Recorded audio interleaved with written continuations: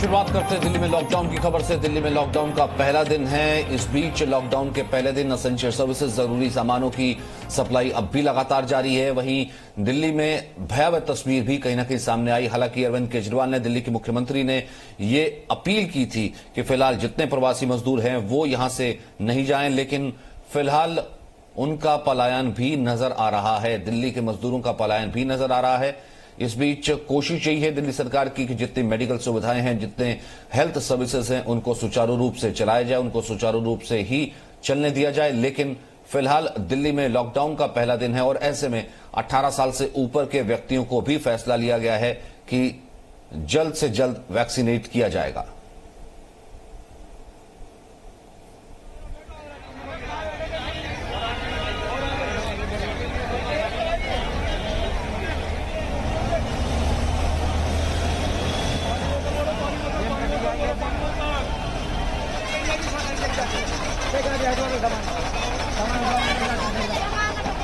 इस बीच 23,286 लोग पॉजिटिव हुए हैं। दिल्ली में 24 घंटे के आंकड़े की बात करें तो दिल्ली में 23,286 लोगों के पॉजिटिव होने की फिलहाल खबर है। पिछले 24 घंटों के आंकड़े की बात करें तो दिल्ली में 23,286 लोगों के पॉजिटिव होने की खबर है। ये 23,686 जो है नया आंकड़ा सामने आया है पिछले 24 घंटे में।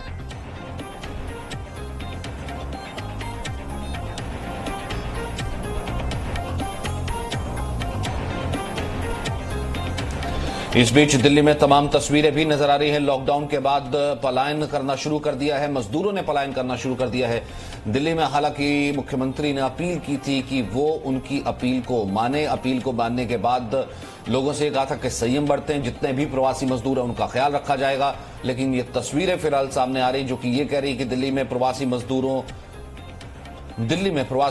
ने पलायन शुरू कर दिया है।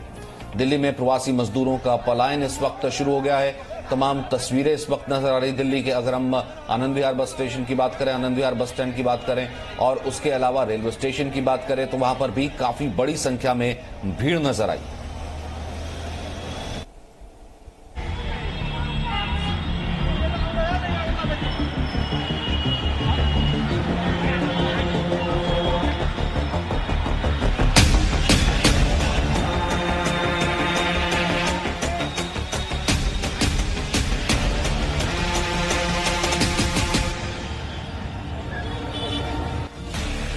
ये दिल्ली है जो कल रात 10 बजे से 6 दिन के लिए लॉक हो गई।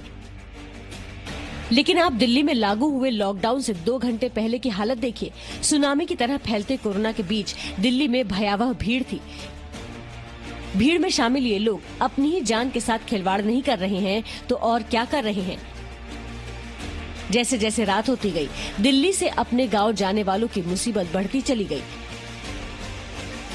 इनकी समस्या जानकर आप हैरान रह जाएंगे।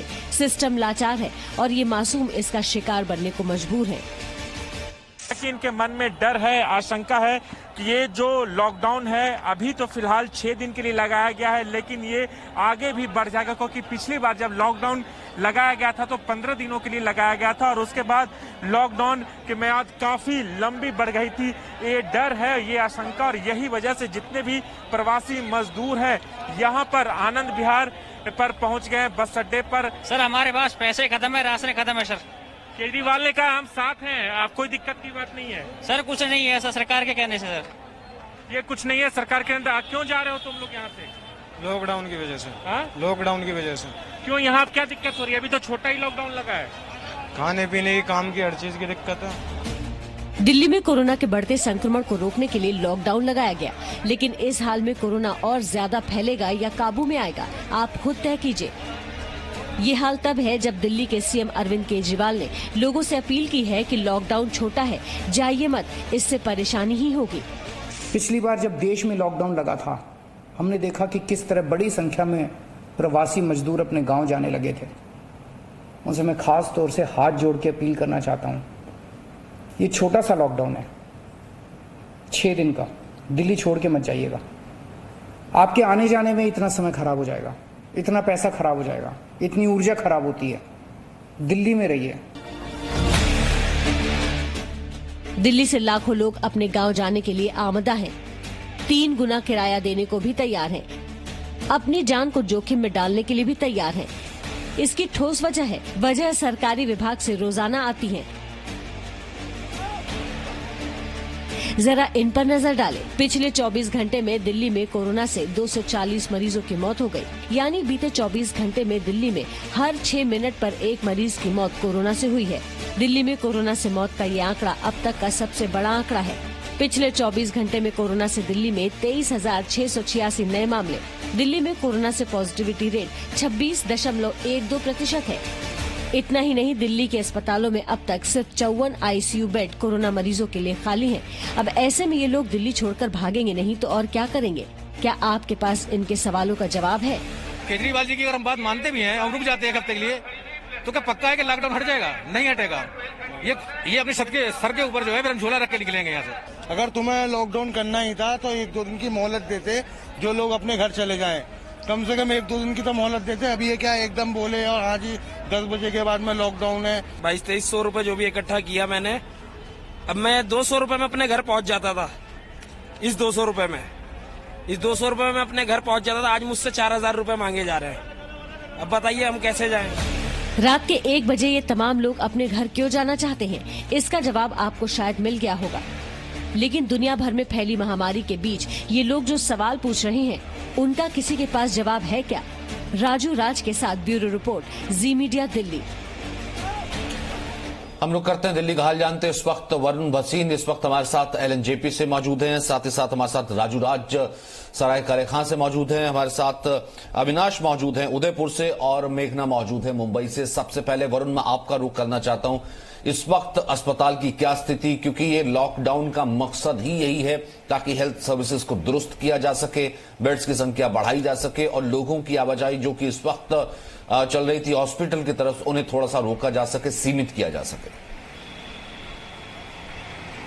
जी बिल्कुल, देखिए ये जो लॉकडाउन लगाया गया है वो सबसे बड़ा उसका यही कारण था कि जो दिल्ली में मामले हैं रोजाना वो 25,000 के आसपास आने लग गए थे और जो मौतें थी उनको रोकने के लिए सबसे बड़ी अभी जरूरत है, क्योंकि जो 240 का आंकड़ा है वो बेहद दिल्ली को डरा रहा है। क्योंकि 15 अप्रैल के आसपास 100 से नीचे था वो आंकड़ा, लेकिन जो पिछले 5 दिनों से दिल्ली में कोरोना के कारण जो लोग जिंदगी हार रहे हैं उनकी संख्या बढ़ती जा रही है। 100, 112, 10 और कल हमें देखने को मिला कि किस तरह से 240 लोग कोरोना से जिंदगी हार गए। और आज की मैं स्थिति बताऊं कि कितनी गंभीर है, उसमें यह है कि आज भी वेंटिलेटर हैं जो वो सिर्फ 21 ही खाली हैं। 21 खाली का मतलब है कि 1433 जो वेंटिलेटर्स हैं उन पर इलाज चल रहा है, यानी कि वो गंभीर स्थिति में है। और जो कोविड के अगर आईसीयू बेड्स की मैं बात करूं तो वो 4400 तक जा चुके हैं। दिल्ली के लोकनायक अस्पताल के बाहर मैं इस वक्त खड़ा हूं, वहां पर एक भी वेंटिलेटर बेड नहीं खाली है, एक भी बेड खाली नहीं है, क्योंकि जो सीवियर केसेस हैं वो इस बार ज्यादा बढ़ते जा रहे हैं और इसी का सबसे बड़ा खतरा था। और दिल्ली में जो लॉकडाउन लगा है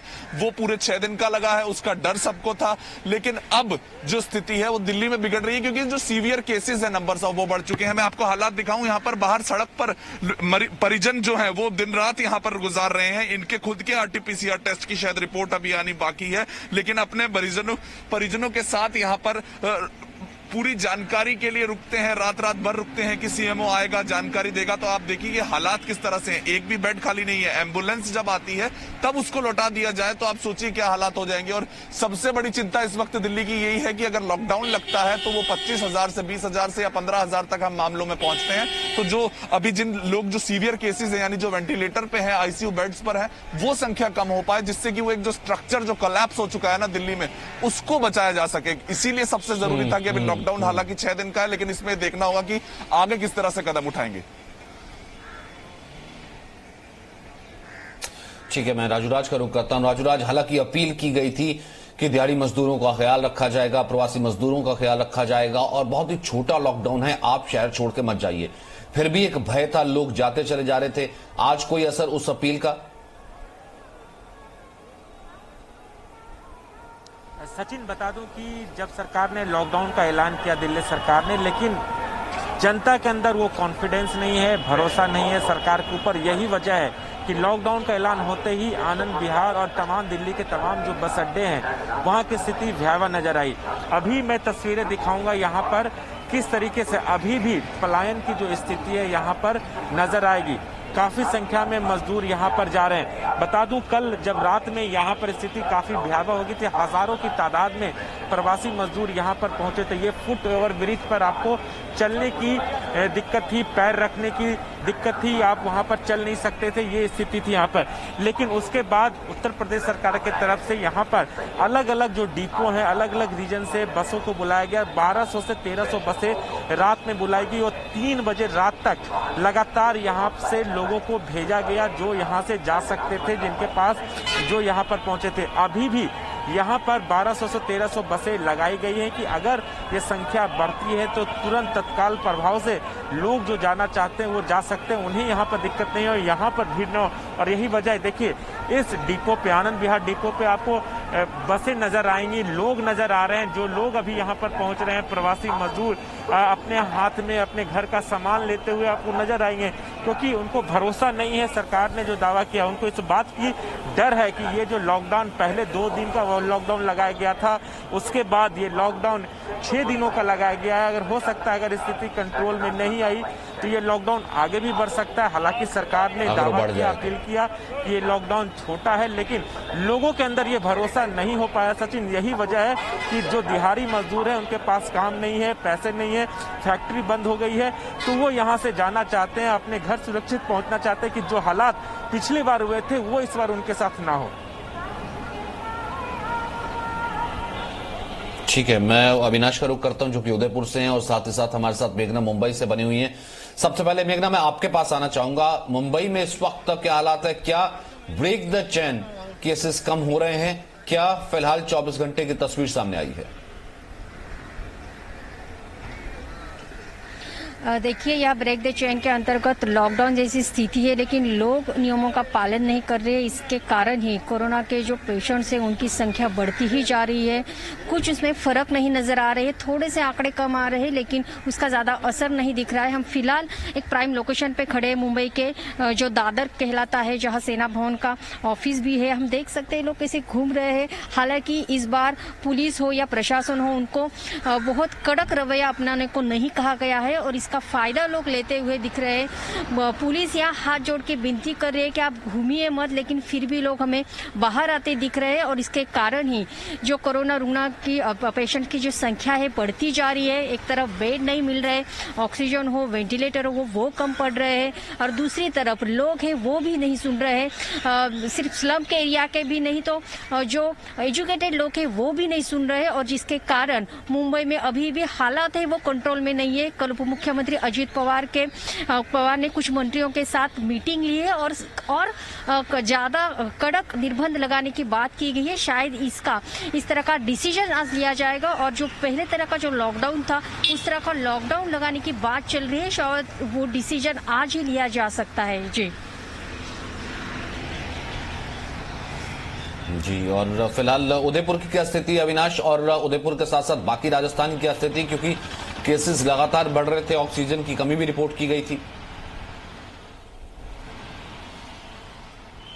जी बिल्कुल, देखिए राजस्थान की स्थिति भी दिन ब दिन बिगड़ती जा रही है। कल 12,000 से के करीब केस सामने आए हैं, और ऐसे में क्योंकि मुख्यमंत्री अशोक गहलोत ने यहाँ पर अनुशासन पखवाड़ा शुरू किया गया है, जिसमें एसेंशियल सर्विस के अलावा तमाम जो दुकानें हैं वो बंद करने के आदेश दिए गए थे। लेकिन अनुशासन पखवाड़ा को लेके जहाँ व्यापारियों ने भले ही अपने प्रतिष्ठान बंद किए हो, लेकिन जो लोग हैं वो अभी भी घरों से बाहर निकल रहे हैं, वो अनुशासित नजर नहीं आ रहे हैं। और मैं अभी शहर के बापू बाजार इलाके में हूँ, बाकी तस्वीर में आपको दिखाऊंगा कि आप देख सकते हैं कि सुबह का समय है, लेकिन लगातार वाहनों की आवाजाही जो है वो जारी है। लोग अपने घरों से बाहर निकल रहे हैं, वो समझ नहीं रहे कि किस तरह से कोरोना की भयावहता है, जिसको खत्म करने के लिए बेहद जरूरी है कि जो लोग हैं वो अपने घरों में रुके, ताकि जो कोरोना संक्रमण लगातार बढ़ रहा है इस चेन को तोड़ा जा सके।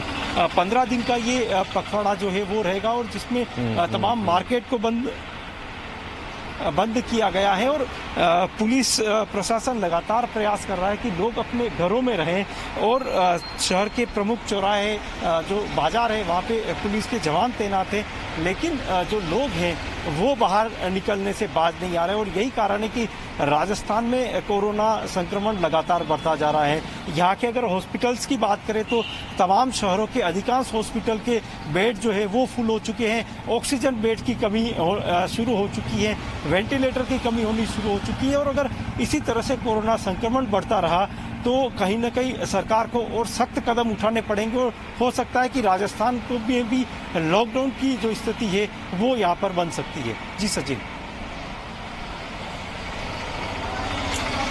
ठीक है, यानी कि लोग अभी भी, यानी कि इस सख्ती के बावजूद भी बहुत सी ऐसी जगह हैं, जैसा कि आपने कहा, कि लोग अनुशासित नहीं हो रहे हैं, लोग नियमों का पालन नहीं कर रहे हैं, लोग फिर भी घर से बाहर निकल रहे हैं, लोग वैसे बाहर निकल रहे हैं, बगैर किसी कारण के बाहर निकल रहे हैं। इस कारण से संक्रमण फैलने का जो खतरा है वो ज्यादा बढ़ रहा है। और यही तर्क राजूराज जब आप वहां पर मौजूद थे उन लोगों को दिया, क्योंकि एक तर्क ये दिया गया था कि बहुत छोटा लॉकडाउन है, आपका ख्याल रखा जाएगा, जब तक आप पहुंचेंगे तब तक तो लॉकडाउन खत्म ही हो जाएगा, आपकी फैक्ट्री, आपके उद्यम खुल भी जाएंगे। फिर भी उसके बावजूद लोग जाने को तैयार थे, लोग वहां से जा रहे थे, क्यों? सचिन, देखिए, जो कॉन्फिडेंस होता है, जो भरोसा होता है, वो अभी जनता के बीच और सरकार के बीच नहीं है। यही वजह है कि सरकार के तमाम अपील के बावजूद भी लोग तैयार हैं अपने घर से निकलने के लिए। और ये तस्वीर कल से ही हम देख रहे हैं। और मैं बता दूं कि चाहे वो रेलवे स्टेशन हो, बस अड्डा हो, लोग जा रहे हैं। काम बंद हो चुका है। पहले वीकेंड लॉकडाउन में 2 दिन का काम बंद था। दिहाड़ी मजदूर हैं, हर रोज काम करते हैं, हर रोज उन्हें पैसा मिलता है। अगर उनके पास पैसे नहीं रहेंगे तो उनके खाने पीने का जो इंतजाम होना चाहिए था, उसके लिए सरकार की तरफ से ऐसी कोई अपील नहीं है। हाँ, सरकार ने जरूर वादा किया कि उन्हें किसी तरह की दिक्कत नहीं होगी, लेकिन लोग पिछली बार का लॉकडाउन देख चुके हैं, कितनी परेशानियों का सामना करना पड़ा। कई हजारों लोग थे जिन्हें पैदल जाना पड़ा। कोई मुंबई से पैदल जा रहा है, कोई दिल्ली से पैदल जा रहा है, कोई नोएडा, कोई पंजाब, तमाम जगहों से ये तस्वीरें सामने आई कि लोग पैदल जा रहे थे। इस बार यही वजह है कि अगर राजधानी दिल्ली में लॉकडाउन लगा और उसके बाद लोग निकल पड़े ताकि वो गाड़ी से पहले अपने घर पहुंच जाएं। और एक बार फिर सचिन तस्वीरें दिखाऊंगा, लोगों की संख्या धीरे धीरे कम नहीं हुए, क्योंकि इंतजाम बढ़ा दिए गए हैं कि लोगों को वो परेशानी ना हो जो पिछली बार हुआ था। उत्तर प्रदेश सरकार की तरफ से यहाँ पर बसों की संख्या बढ़ा दी गई है। और इस डिपो में आप देखिए, आपको अभी 100 से ज्यादा बस इस डिपो में नजर आएंगी। और यहाँ पर बसों को लगाया गया है, 1200 से ज्यादा बसों का इंतजाम किया गया है, ताकि कल की तरह जो स्थिति बनती है तब जो लोग यहाँ से जाने वाले होंगे वो आसानी से अपने घर पहुंच जाएंगे। एक तस्वीर कल भी हमने यहाँ पर देखा, पैनिक ना हो, अगर जाना चाहते भी हैं, अगर नहीं मान रहे हैं, तो कम से कम ये है कि कम से कम पैनिक ना हो, किसी तरीके की ऐसी स्थिति ना हो जिस तरीके से पहले की दिल्ली के बॉर्डर्स पर बहुत बड़ी संख्या में लोग मौजूद है, उनको ले जाने के लिए वाहन नहीं है, कम से कम वो स्थिति ना हो, उसको तो ध्यान में यहां पर रखा गया है। लेकिन इस बीच बड़ी खबर आ रही है कि प्रधानमंत्री आज शाम को 6 बजे दवा उत्पादकों से, वैक्सीन उत्पादकों से वीडियो कॉन्फ्रेंसिंग के जरिए संवाद करने वाले हैं। कल प्रधानमंत्री ने 4:30 बजे पहले डॉक्टर्स के साथ संवाद किया था, फिर उसके बाद दवा कंपनियों के साथ संवाद किया था। आज जो वैक्सीन बनाने वाले उत्पादक हैं उनके साथ संवाद करने वाले हैं। प्रधानमंत्री आज शाम को यह संवाद करेंगे, क्योंकि लगातार प्रधानमंत्री की कोशिश भी जारी है, जितनी जल्दी हो सके, जितने तेजी से हो सके इस वैक्सीनेशन को बढ़ाया जाए। और इस वैक्सीनेशन के कारण ही, इस वैक्सीनेशन को बढ़ा करके ही इस संक्रमण पर काबू पाया जा सकता है। और यहां रुक रहे हैं छोटे से ब्रेक के लिए।